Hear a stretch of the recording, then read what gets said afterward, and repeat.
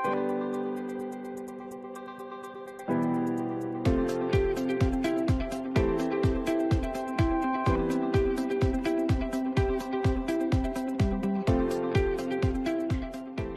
and welcome. My name is Clare Chalkley and I'm Vice President of Legal Services at Integreon. We are a global provider of outsourced tech-enabled solutions for law firms and corporate legal departments. I'm joined today by my colleague Deeanna Fleener and also Rick Clark from Cloudnine. Today we're talking about an exciting new partnership between Integreon and Cloudnine, and also the challenges and solutions associated with managing, reviewing and producing these new and emerging data types, both in disputes and investigations, and also in a defensible and efficient manner. Well, let's start with some introductions first. Deeanna. Hi, thank you, Claire. My name is Deeanna Fleener. I'm the Senior Vice President of Product Management and Strategic Partnerships here at Integreon. And one of the strategic partnerships I'm most excited about is ours with Cloudnine. Rick Clark from Cloudnine is joining us. Rick. Thank you so much for putting this together, and it's great to talk to you both. So I'm the VP of Strategic Partnerships at Cloudnine by way of an acquisition. So co-founder of ESI Analyst, we were acquired over a year and a half ago by Cloudnine. Also the co-founder of the Masters Conferences. I've been in the industry for quite a while, over 20 years, and my passion is around modern data and how to streamline processes to get to the story there. So we'll talk more on that in a bit. Fantastic, thank you both. So can we start by telling a little bit more about the Integreon and Cloudnine partnership, how it's come about, and also, why now? Maybe Rick, we can start with you. Sure. Yeah, it's really exciting. The reason why it's been so appealing early conversations to partner with Integreon is because there's such a driver within the organization at Integreon to cull down and make better processes available for review. What I find is the industry nowadays is taking modern communications like Slack, Teams, cell phones, right? So taking all the messages and converting those all to documents first, and that creates great long workflows, but it's not very efficient. So what's appealing is our driver is to cull down as much data as possible.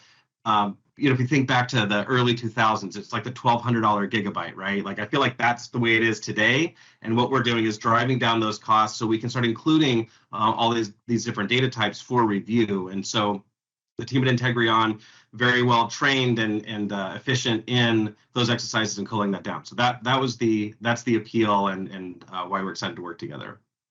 And I'm excited for the Cloudnine partnership with Integreon because of a couple different things. First of all, Rick Clark is someone I've known in the industry for almost my whole 20 years in it, and is known to be someone that creates tech that is actually usable and helps us solve problems.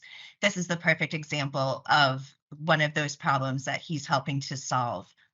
The thing that makes Integreon different as a managed document review provider is that our teams don't want to review every document collected for a case, which sounds strange as a managed document review provider. But what we really want to do is use the tech that's available in the market to really get to the heart of the matter as quickly as possible for our clients. And using technology like Cloudnine Analyst that is specialized in managing these modern data types allows our teams to do just that. It allows us to really dive into not just the data and the documents, but to the context around these communications, which is vitally important to actually understanding your case. It certainly seems to me as well that in terms of these new data types, the chat, the text messaging, or all of the social media stuff as well, that the tech firms are getting ahead of the curve. The last time when we saw things like Bloomberg data and Bloomberg messaging emerging, we were kind of on the back foot and we had to sort of scurry to catch up because we were in the throes of LIBOR and the FX investigations and things like that. So it's great that these technologies are there and existing, and they're actually being used before the tsunami of these new data types is upon us. But can you talk us through what are some of the use cases that we should think about for this joint solution? Yeah, so when Cloudnine as a company, we have multiple platforms to solve a lot of challenges. And really, when you think about any data type, we manage it, right? So through acquisitions, Cloudnine acquired Concordance and Law and Explore, right? So a lot of your on-premise solutions for email and documents, very well taken care of for culling, all of that. Now, with the acquisition of ESI Analyst, now called Cloudnine Analyst, the SaaS solutions of Cloudnine Analyst and Cloudnine Review solve a whole bunch of new challenges that the industry has. So the first one that we see most often is there's a ton of devices in Slack or Teams, right? So, and then there's emails, and they want to see, okay, they started a conversation in email, switched over to Slack or Teams, and then they picked up their phones, right? So big data cases that involve a lot of modern communications in one platform. That's use case number one. Let's take all of that in, create a review process, streamline that, cull it all down, and then either produce it. Or the second one is a traditional ECA approach where we'll take all of these data types, cull it all down through the reviewers and the technology, create a subset for final review and production in a traditional linear document review fashion. So those are the main ones where we find ourselves really thriving in this industry where people are trying to scramble and solve these challenges for to meet these production deadlines. The third is we're finding the corporate environment, internal investigation. So there's a big event that happens and they want to keep it very quiet with a small group, but it might involve a lot of communication. Same example, they might start a conversation in email, then they're switching over to Teams, and they just want to put that together in the investigation to say, okay, there's some smoke here. Is there really a fire? And then the fourth one is really just the bread and butter cases out there that involve various types. We're finding even like in family law or criminal, there's geolocation that needs to be a part of the review process, right? So not just communications, but where someone was, and then maybe artifacts like then they plugged in a thumb drive and stole some company trade secrets, like those types of cases. Data footprint is small, but the data itself is very important. So that's where we all come together to build those review workflows and the technology around it. And where we're seeing it with Integreon and where our clients are struggling with it is you can't find a case that has data from the last 3 years, during COVID and post-COVID, that doesn't contain Teams or Slack. Yeah. That's how we all communicated. That's how we all met. So being able to help our clients with the best ways to review that data.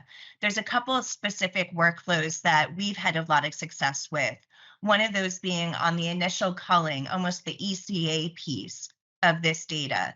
And that's where data has been collected, let's say from Teams. It's not all that easy to collect Teams data. So what we see is that you collect the data and people are reviewing it as documents, which takes away the context, number one. And number two, there's channels that aren't relevant to that matter. It's just how the data was collected, that it's all there. So our ECA work for this type of data is to get into Cloudnine Analyst and find those Teams channels, those Slack channels that are actually most likely to have relevant data. Then we go a step further and we say, okay, these are the people that have been talking together. This is the timeline that they were talking together, and really kind of use those same ECA principles that we've been using on email and standard documents, but applying it to these newer data types where really that context is what's the most important. The other part that we're seeing is on those big collections of that sensitive data. Maybe it's executive data. We collected the whole phones for litigation or even internal investigation purposes, but those executives don't want pictures of their kids to be part of a standard review. We can use our ECA workflow to get in there and identify strictly personal information and make sure it never hits that linear review. A third way that we're using that ECA is on cases with some of our pharmaceutical clients that have clinical trial data and images that are sensitive in nature, and that they don't necessarily want all the reviewers' eyes on. So we'll use that ECA workflow in that manner too, to find those images that are very responsive to the case, but again, are sensitive in nature, and go ahead and isolate those, get those produced, but not have them hit the standard review workflow. So those are just some of the ways that we're really using that ECA piece to really get into the nitty gritty of the case, and make sure that the data that is either produced or that moves into that more linear review is what should be there. Right. So let's suppose that that type of data is only part of the collection, and other data has been collected and processed and everything's sitting in one big review platform. Is it too late to think about using the alternative workflows that you've talked about and the alternative platforms and processes? Or, you don't want to sort of reinvent the wheel again? Is there some way that the two can sort of marry together and sit side by side without incurring too much additional cost or time? Yeah, that's a great question, and one we hear often, and that is, hey, we loaded everything, emails, documents, Slack, and device data in a linear document review workflow, because our methodology is a near native rendering of this data. So think data, not documents for the review.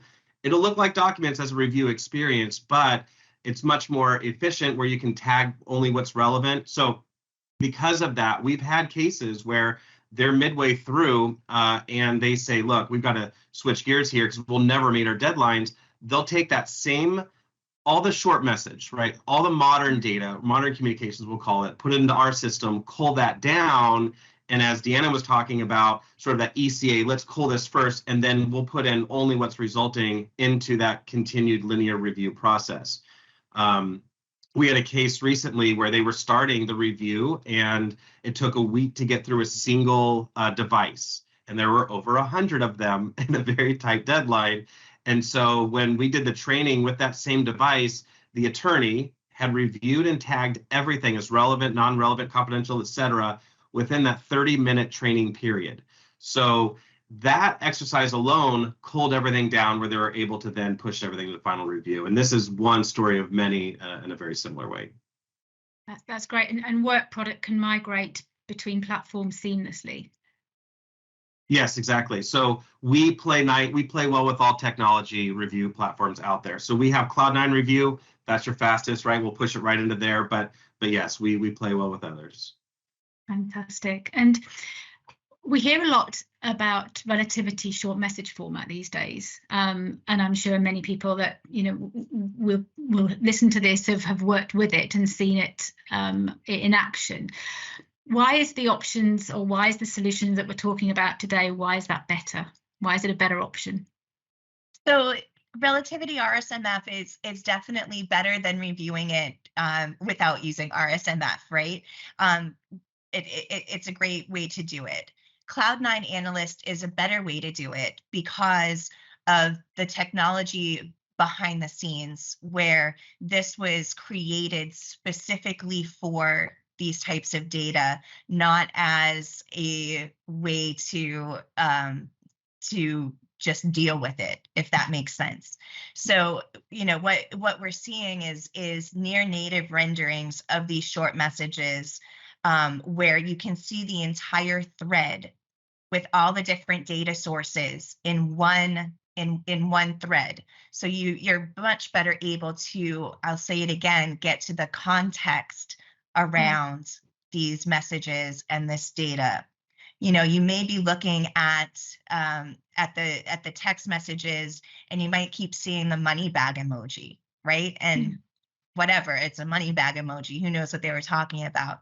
But if you can see that money bag emoji as it falls into the conversations that were happening in email, and then the conversation that switched over to Teams, and then the conversation that switched over to Slack, in that context, you'll see that each time that money bag emoji was used, something not so great was going on in the background. So that's just an example of really using the best of breed technology to solve the problem at hand. Yeah. So we're not even safe communicating with emojis anymore. Exactly. Not That's with not gonna get DSI, not with the Cloudnine analyst. No, we've seen emojis thrown together as a sentence, and you could even like search that as a phrase in the system and find any more of those phrases, if you will, in the system. But yeah, Deanna, you're right. The methodology is we're taking near native renderings. We'll create documents later, right? Because that's what needs to happen for production purposes. But the review experience, we're finding that you can batch the data much more efficiently, right? Between individual or between either groups of people, channels, right? We had a case where they gave us 18 gigs of JSON files from Slack and said, hey, just load this all up. We have 40 attorneys ready. Let's get this going. And we said, well, look, there's 80 million messages here. And we also noticed there's a cat meme channel. There's other channels you probably don't really care about. Well, after a quick exercise and only selecting the people and channels, that review experience went from 80 million to less than 1 million, 40 attorneys down to 3, and having that completely done in 3 weeks was pretty amazing for that particular case. But yeah, it's the methodology of keeping it all native, near native, right? And then we'll create the documents later. Right. And just thinking about sort of traditional eDiscovery and the processes and the traditional way that we've done things in the past when it comes to collection and processing and the review techniques as well, I guess. Can you give us an example of what happens when people try and use our traditional eDiscovery approach when it comes to dealing with these new data types? Do the two marry well together, or is it, we have to look at things through a different lens? It's the new lens. It's it's looking at this as data and as short message. The metadata around that's really important, right? You want to know date, timestamp, sender, recipients, all of that. So that all needs to be preserved in the review experience and even into productions. But what we're seeing is that if you have 100 devices and a lot of interactivity among those devices, and then you throw in the Slack channels, and then you have email and you have other data, the volumes grow. And we're finding that legal teams are able to argue some of that data away because of proportionality, but then they really miss context around it, right? So when you start the conversation in email, for some reason in our brains, we're like, oh, this is company data. They'll see this, but then they switch over to Teams. They know it's company data, but there's a little bit more cavalier than you might imagine. And then certainly when they pick up their phones and switch to WhatsApp and start really talking about what they want to talk about because they think it's encrypted end to end and no one's ever going to see it, the conversations are different, right? So what we're doing by pulling all of this data in and not creating documents out of every one of those devices, they all get documents that then get loaded. Is there deduplication, right? So our processes, that's automatic. We'll call that down. So if the 3 of us are on a group message, you'll see that conversation in our system one time. And then the other efficiencies that are gained is then you can organize that, see who's talking to who, and then review just those conversations, cull them down, and push that into that next phase of discovery. Absolutely. And the traditional way of reviewing email and documents, you do miss the context. And as Rick explained, it really, these aren't our traditional data types. This isn't what we were dealing with 4 years ago. This is the new wave. So trying to argue it away as unduly burdensome, you may lose the smoking gun in your case, because these are the locations where people are doing business today, whether it's positive business or not so good business. Mm-hmm. These are the applications that are being used. So, you have to go all the way back to your custodian interviews and update what you're asking people. It's no longer what email system do you use and what share do you save documents to. It's how do you do your business? What applications are you using? What channels are you using? What do you have on your phone? What do you use your phone for? So it really is it's similar questions that we're asking, but you just have to go a little bit deeper, and you really have to understand enough to understand that it's a new world that we're living in with these modern data types, and we have to address it as such. And there's lots of experts out there that are here to help you with that. And one of the things that we see often is, from a defensive posture, it's probably to their advantage to argue this data away. But what we're finding, and we see this in examples all over the news, their defense counsel's not able to do that as much as they used to. So it's good to have a plan in place to have this data. So think information governance, right? If you're a corporation, have the ways to get to this data quickly and easily. But I will say, with Deanna's team and us, we are used to jumping in the fast lane. So we get oh my gosh, we didn't think we'd have to get to the Slack data, but we do. And so then it turns into this big challenge. But because of the systems and processes we've put in place, that data can get collected quickly, uploaded quickly, and reviews can start near immediately from kicking off the project. So the tools and people and processes are available between our two companies, and is really important. If you have potentially any of this data involves one of us, both of us, we can help build a right plan for you. Yeah, it's good to know, and it's, to get the message out and to start to build education and sort of, a way for people to talk about this data type, and not to kind of push it to one side because it's too scary, it's too difficult to collect, it's too difficult to review, it's going to be too onerous, it's going to be too burdensome, and it's going to be too costly. To get the message out there that there is technology to help, and that there are people with the right processes to review this stuff to help is an important one. Can I throw one more question at you before we wrap up today?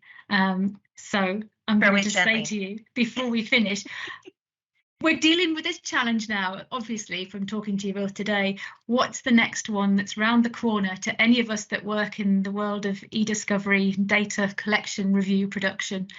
What's the next one?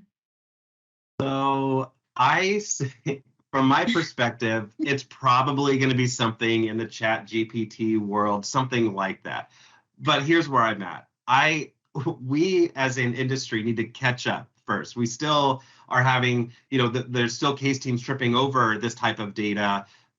There's still some teams not even asking for it, right? So for me, it's a lot of change management sort of conversations.